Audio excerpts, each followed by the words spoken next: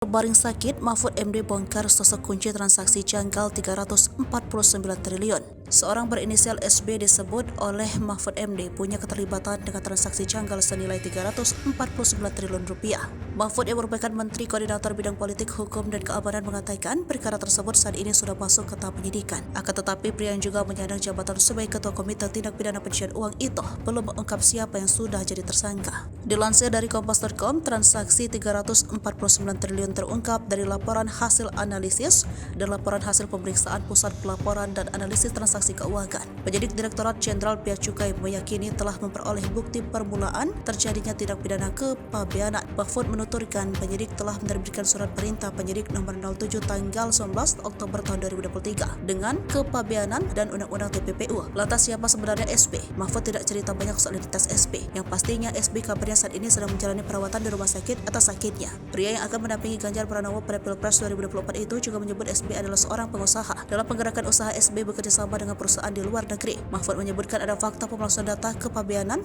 yang mengakibatkan kehilangan pungutan pajak penghasilan sesuai pasal 22 atas emas batangan ekspor impor sebanyak 3,5 ton. Modus kejahatan yang dilakukan mengondisikan seolah-olah emas batangan diimpor telah diolah menjadi perhiasan dan seluruhnya telah diekspor. Padahal berdasarkan data yang diperoleh, emas batangan sebesar 3,5 ton diduga beredar di perdagangan dalam negeri.